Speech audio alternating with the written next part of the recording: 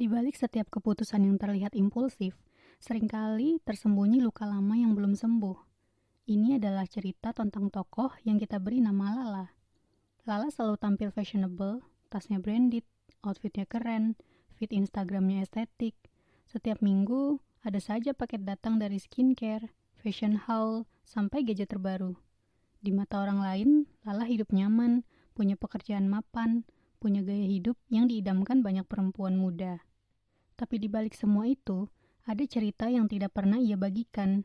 Cerita yang bahkan Lala sendiri coba lupakan.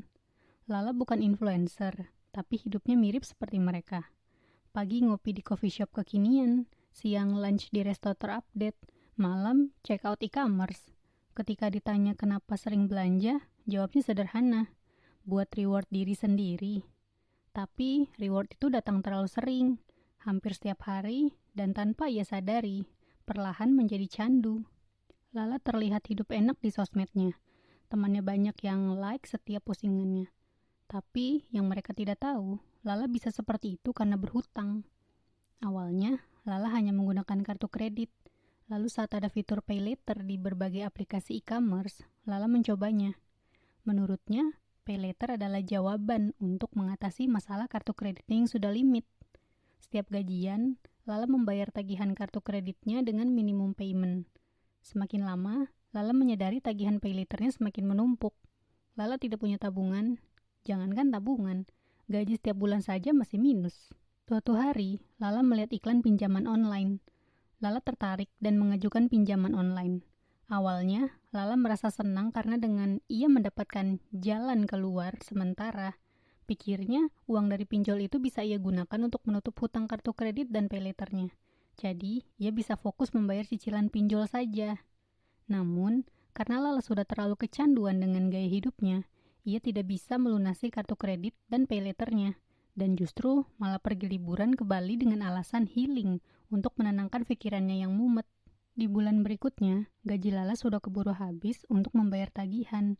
Akhirnya, Lala mengambil pinjol lainnya untuk makan dan kebutuhannya. Saat belum gajian, Lala selalu bertekad untuk menggunakan gajinya melunasi tagihan. Namun saat gajian tiba, ia selalu menggunakan uangnya untuk belanja dan ujung-ujungnya tagihannya tetap menumpuk. Pola yang sama terus berulang setiap ia gajian. Ia membayar minimum payment kartu kredit, saat ada lagi limitnya, ia gunakan untuk membayar belanjaan yang nilainya sama dengan limit. Setelah membayar pay later-nya, ia gunakan lagi untuk belanja lagi. Setelah membayar pinjol, ia gunakan lagi limitnya untuk membayar pinjol yang satunya. Terus begitu, sampai setahun lebih. Sampai akhirnya, Lala baru menyadari dirinya sudah menggunakan lebih dari 10 aplikasi pinjol. Lala terdiam dan mulai sadar kalau itu sudah di luar batas kemampuannya. Bahkan, Lala pernah ditelepon dan didatangi debt collector karena menunggak pembayaran. Lala bingung, malu, dan tidak tahu harus bagaimana. Lala sudah tidak lagi posting makan di tempat-tempat estetik karena teman-temannya mulai tahu kalau Lala banyak utang pinjol.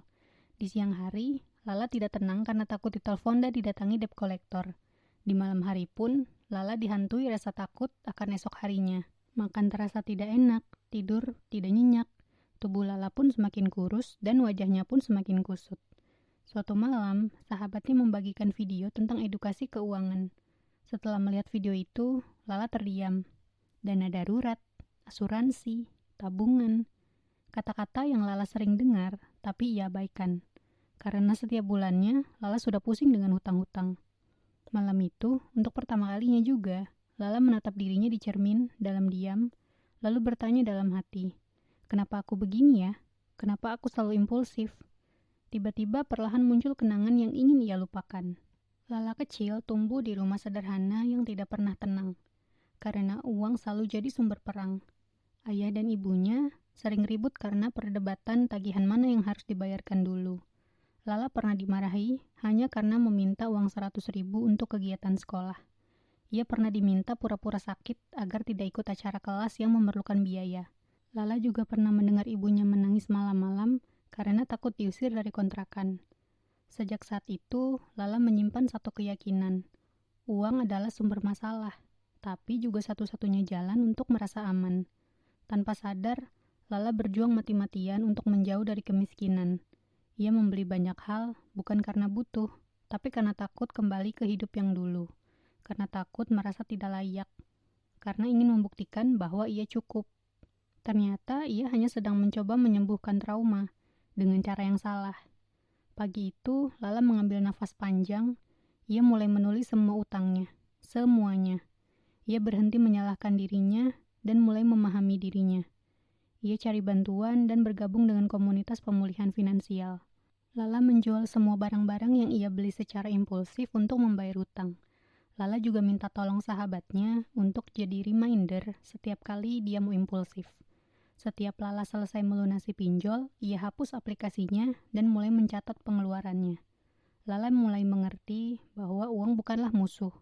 Hidup tenang lebih penting dari terlihat kaya. Dan luka lama tidak bisa disembuhkan dengan diskon 50%. Setahun kemudian, Lala belum sepenuhnya bebas dari utang, tapi ia sudah bebas dari rasa cemas, bebas dari kecanduan belanja, dan bebas dari kecanduan gaya hidup standar sosmed. Ia masih sesekali belanja, tapi kini dengan sadar.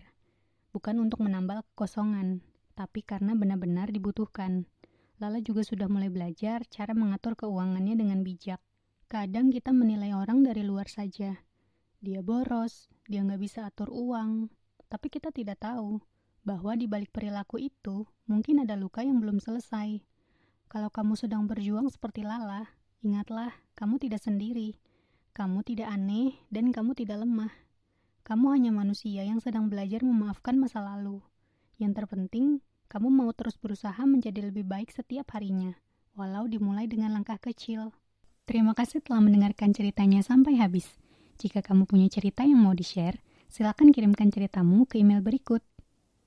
Jika terpilih, ceritamu akan kami bacakan di konten video lainnya di channel ini. Jangan lupa subscribe untuk terus mendapatkan cerita-cerita selanjutnya. Dan like jika kamu suka konten ini.